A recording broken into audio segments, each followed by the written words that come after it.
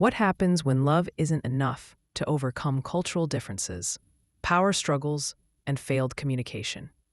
Today, we're reviewing All Quit as the Empress, a completed Korean Josei romance where an empress and emperor discover that sometimes the biggest tragedy is not hatred, but love that cannot survive. Evelyn Felice, empress of a foreign kingdom, abdicates her throne and walks away from her husband, Emperor Fabian. Their marriage, strained by cultural differences and Fabian's indifference, collapses in heartbreak. But a year later, fate pulls them together again. Only this time, Fabian seems determined not to let her go. One of the strongest aspects here is how the novel handles the breakdown of a relationship. Unlike typical romance where misunderstandings are shallow, this story shows how love can still fail because of power imbalances, clashing expectations, and a lack of emotional communication. Evelyn isn't written as a weak woman. She knows what she needs to be happy, and she chooses to walk away. The standout moments are Evelyn's reflections on childhood, family, and happiness. Her line, "I can't be happy in a beautiful cage," is heartbreaking. It highlights how she and Fabian were doomed by circumstance, not malice.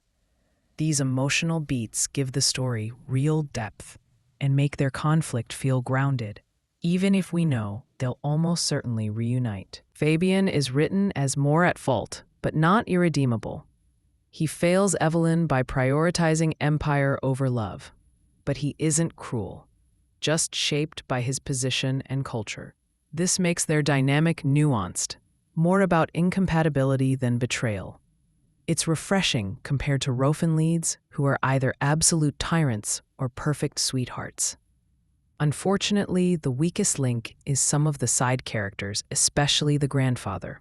His obsessive fixation on the grandson is written as doting, but honestly comes across creepy and overbearing.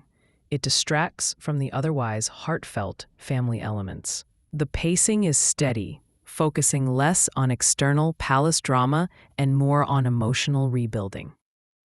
While it lacks the high-stakes intrigue of other Rofans, its strength is in its emotional realism. If you're looking for political scheming, you won't find much here. But if you want to explore the complexities of a failed marriage and cultural clashes, this is where the novel shines. The novel is at its best when it's bittersweet. Evelyn's voice, her sadness, and her clarity make you feel the weight of her choices.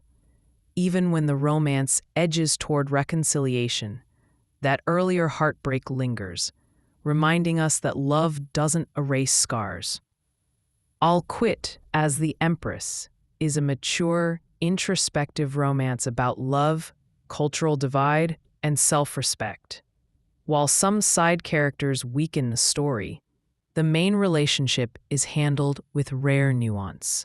If you're tired of shallow misunderstandings and want a romance that explores what it means to love and fail, this one is worth your time. What do you think? Can love really overcome deep cultural and emotional divides? Or are some relationships destined to collapse no matter what? Drop your thoughts below, and don't forget to like and subscribe for more honest novel reviews.